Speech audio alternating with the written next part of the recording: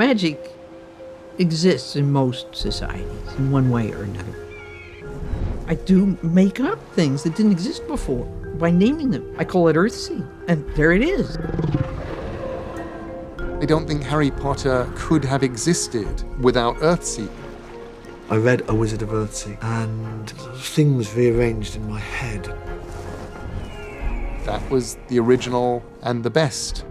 People always say, when did you decide you wanted to be a writer? And I never wanted to be a writer. I just wrote.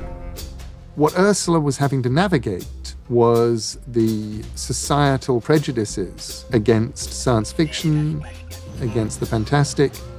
I'd like this not to be resigned, but to be rebellious. I want to see science fiction step over the old walls and head right into the next wall and start to break it down, too.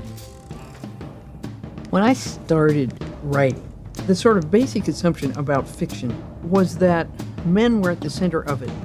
So you have this really pretty masculine, pretty male-dominated world.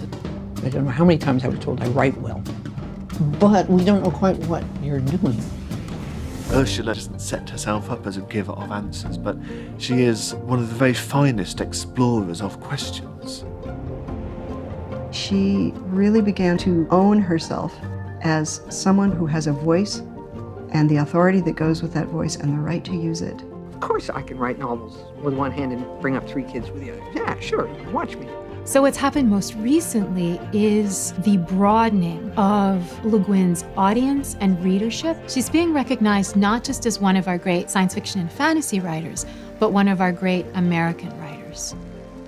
It's certainly a remarkable writer who can meet you when you're 10 years old and give you something wonderful to read and still be there for you when you're 45 years old and everywhere in between.